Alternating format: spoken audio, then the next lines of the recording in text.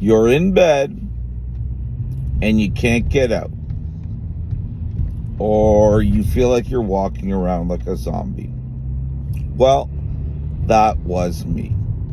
And I've had a few people reach out to me over the last week to say, how did I get out of that feeling?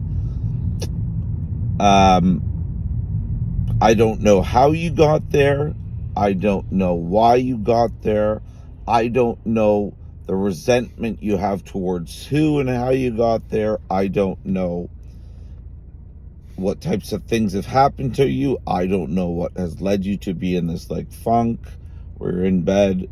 I don't know that, and I can't fix that. I never had any weird things.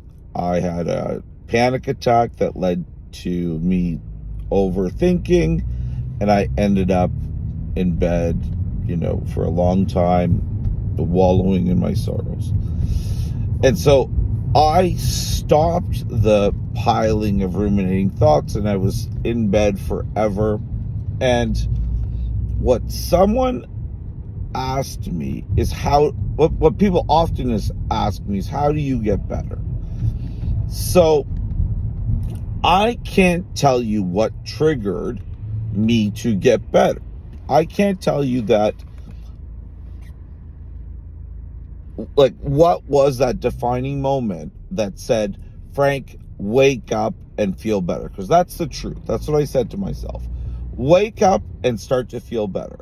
There was a moment, it was very clear. I said, this is not going to beat you, Frank. So I was very clear about that. I don't know what got me to say that, but it was about 1.5 years into feeling like crap, where I woke up one morning. I had already thrown out the medication about 6 months before, maybe 3 months before that. I woke up and I said, do not feel like crap. So this is what I did. I woke up and I realized I was feeling zero. And I went downstairs and I had a quick workout. So I don't know if your problem is you feel like you're overweight or I didn't feel like I was overweight, but what I knew was I needed to create some energy. So I went downstairs and I did a full body workout. Squats, push-ups, you can do them on your knees. I did, my arms, my back. I did the full body, and that's it. I did it for 15 minutes and I went back up and I went back to bed. That was day 1. Day 2, I went downstairs. I did a full body workout and I shaved, kind of smiled, and I went back to bed. So that was day 2, and I felt I was 2% better. Day 3, I kind of shaved, so I cleaned up. I like to keep a bit of a beard, so I just made sure it was clean. Because the first day I had a full, big, like Jesus style beard. I was in bed. And then maybe I think I cleaned up some other things around my body. I did my workout, and just like my wife was telling me for about 1.5 years, I went to work. And that day I went to work, I kind of just went in, had a nap, and I left. The next day I went to work, I had a nap, I did something, and I did all those steps again. And by the 5th day, I was then getting back into my head to doing something. So let's say on the 10th day, I did this brokerage course to become a broker rather than just a salesperson in real estate. We have an office equipment business, which I founded. I was the president of.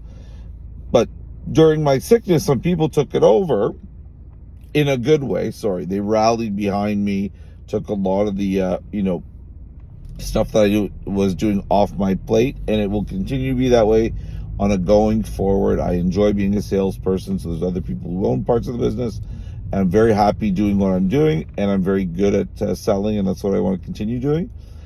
That had people rallying behind me, but what I'm getting at is that,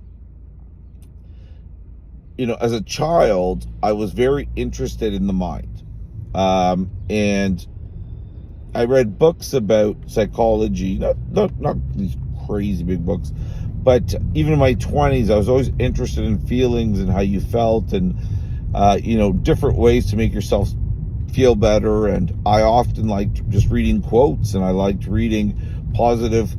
I believed in positive thinking. I believed in the power of the mind. I believe it was my mind with my body that said to myself, you have to feel better.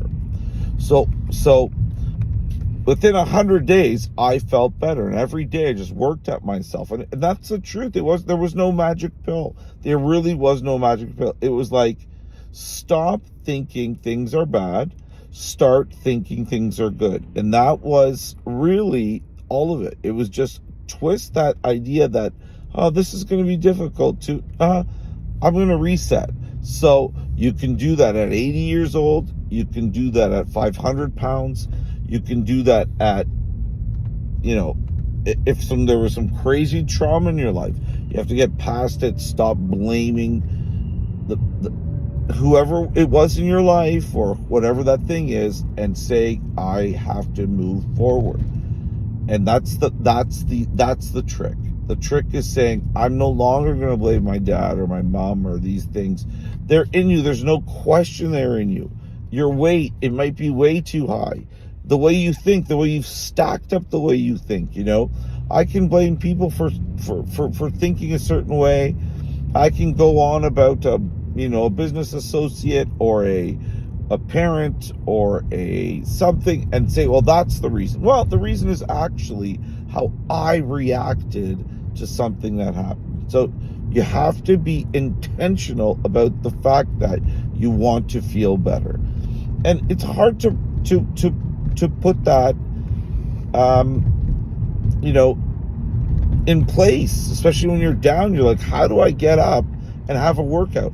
How do I get a job that is maybe, I feel, perhaps not what I thought I would be doing at this point in my life?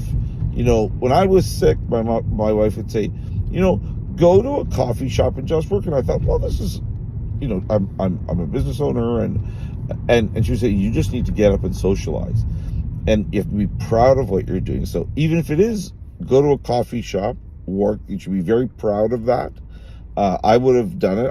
I was very lucky. I had a job to go to, a business that I'm a partner in, and they let me just, deliver machines, and they let me, work towards courses. And so I was very lucky that way. But if you don't have that kind of thing, I would get up, go to a warehouse and say, hey, I'd like a job. Can I do something here? Because I need to get up and do something all day. And within 100 days, I guarantee you, your self-esteem will increase.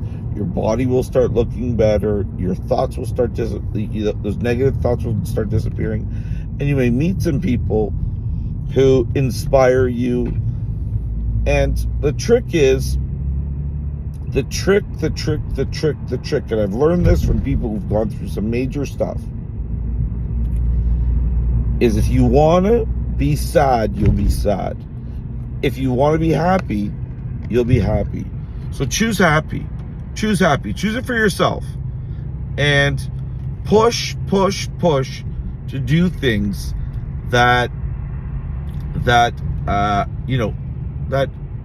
first of all inspire you.